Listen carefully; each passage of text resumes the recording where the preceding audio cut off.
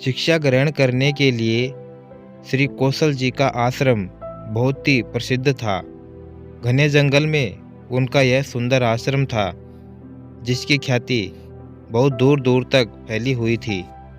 श्री कौशल जी का शांत स्वभाव, उनकी विद्वता, तपश्चर्या, त्यागमय जीवन, सदाचारण के कारण ही बहुत दूर दूर से कई विद्यार्थी शिक्षा ग्रहण करने के लिए उनके आश्रम में आते थे। अनुशासन और स्वावलंबन उनके आश्रम का आधार था। आश्रम से कुछ ही दूरी पर एक नदी थी। आचार्य सहित सभी विद्यार्थी उस नदी में ही स्नान करने जाया करते थे। आश्रम का यह नियम था कि प्रातःकाल सूर्योदय के पहले ही सभी को अपना नित्य कर्म पूरा कर लेना है। एक और जहाँ प्रतिवर्ष नए नए विद्यार्थियों को आश्रम में प्रवेश दिया जाता था, तो वहीं दूसरी ओर जिनकी शिक्षा पूरी हो जाती उन्हें ससने विदाई दी जाती थी। जिन विद्यार्थियों की अंतिम परीक्षा हो चुकी, उन्हें अब घर की याद सताने लगी थी, किंतु बिना आचार्य जी की आज्ञा के वे कैसे जा सकते थे। इसी तरह एक लड़के ने बहुत हिम्मत करके आचार्य जी से विनम्र निवेदन किया कि आचार्य जी, हमने पूरे 10 वर्ष आश्रम में रहकर आपसे शिक्षा ग्रहण की है। अब शिक्षा भी पूरी हो गई है और इन 10 वर्षों में हम एक बार भी अपने घर नहीं जा पाए। क्या आप हमें कृपया घर जाने की अनुमति प्रदान कर सकते हैं, जिससे हम आने वाले त्योहार अपने घर में मना सकें। आचार्य उनकी ओर देखकर मुस्कुराते हुए बोले, हाँ हाँ, क्यों नहीं। यह बात आप सबने पहले क्यों नहीं बताई। अगर आपकी शिक्षाएं पूर्ण हो चुकी हैं तो मैं आपको रोक नहीं सकता। आज शाम को ही आप सब घर जा सकते हैं। ऐसा कहते हुए आचार्य जी भ्रमण के लिए निकल गए। सभी शिष्यों की खुशी का ठिकाना न था। वो सभी मस्ती में झूमने लगे और उन सब ने घर जाने के उद्देश्य से अपना सारा सामान समेटना शुरू कर दिया। शाम को एक अंतिम नाव नदी के उस पार जाने के लिए निकलती थी। उसी नाव से घर जाने के लिए सभी उतावले हो गए और सभी ने घर जाने की पूरी तैयारी करके वे सभी अब आचार्य जी के आने की प्रतीक्षा करने लगे। जब आचार्य जी भ्रमण करके लौटे तो सभी शिष्यों ने उन्हें प्रणाम किया और नदी की ओर चलने लगे। नित्य के रास्ते से ही सभी शिष्य नदी की ओर जाने लगे, क्योंकि सूर्यास्त हो रहा था और उन सबके पैर बहुत तेज आगे चले जा रहे थे। सबके मन में बस यही चल रहा था कि यदि आखिरी नाव भी नदी से छूट गई तो उन्हें कल सुबह ही जाना पड़ेगा। चलते हुए उन सब ने देखा कि रास्ते में बहुत सारे कांटे बिखरे हुए थे और इस रास्ते से आगे बढ़ना संभव नहीं था और देरी होने के कारण सभी चिंतित हो उठे। लेकिन उनमें से एक शिष्य, जिसका नाम सुबोध था, वह कुछ अलग ही सोच रहा था। उसने सब मित्रों से आग्रह करते हुए कहा, मित्रों, हमें इन कांटों को रास्ते से हटा देना चाहिए।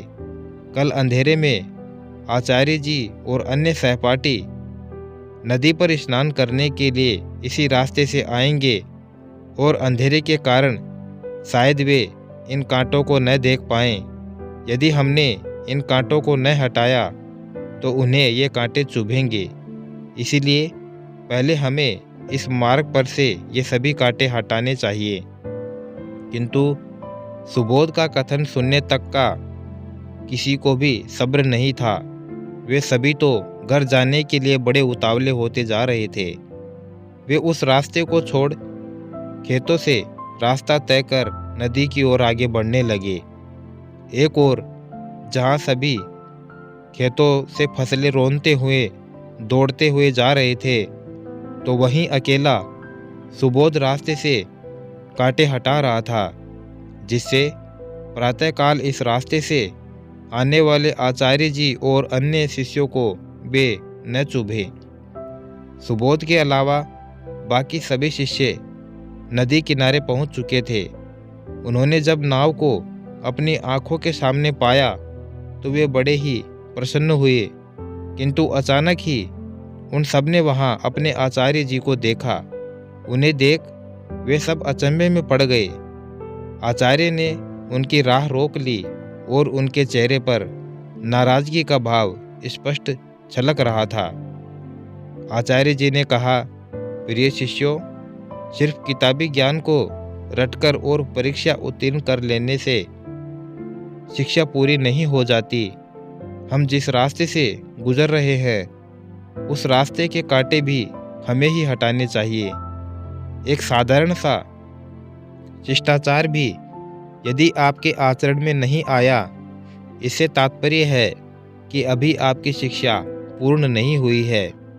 यही तो आपकी अंतिम परीक्षा थी और इसे उत्तीर्ण करने से पहले ही आप घर लौटने को उतावले हो गए थे। अंतिम परीक्षा लेने के लिए ही मैंने रास्तों पर कांटे बिखेर दिए थे और सिर्फ अकेला सुबोध ही परीक्षा उत्तीर्ण कर पाया। उसे आने में विलंब होगी करके ही मैंने यह नाव रोकने की सूचना दी थी। आज वह अकेला ही घर जाएगा।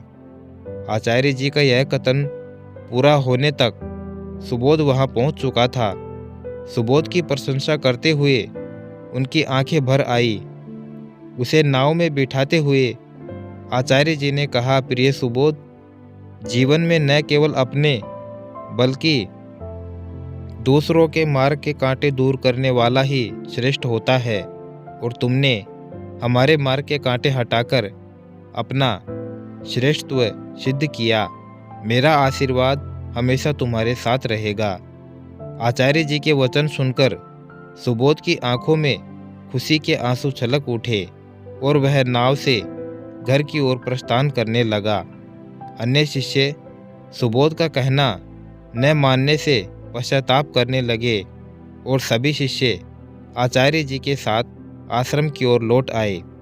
दोस्तों, इस प्रेरणादायक कहानी से हमें बहुत सी बातें सीखने को मिलती है।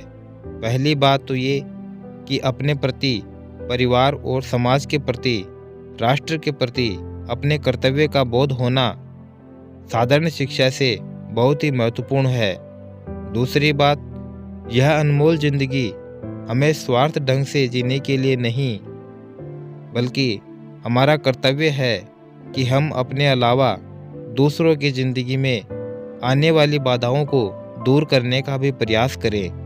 और तीसरी बात, अगर उत्तीर्ण हो जाएं तो यकीनन शिष्टाचार के बदौलत हम अपनी ज़िंदगी के हर एक परीक्षा जरूर उत्तीर्ण कर लेंगे।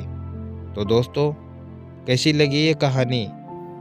अगर आपको अच्छी लगी हो तो एक प्यारा सा लाइक करें और साथ ही साथ चैनल को सब्सक्राइब कर बेल आइकन ज़रूर प्रेस कर लें ताकि आने वाले नए वीडियो की नोटिफिकेशन आप तक सबसे पहले पहुंच जाए। वीडियो को अंत तक देखने के लिए आपका दिल से बहुत बहुत धन्यवाद। जय श्री श्याम।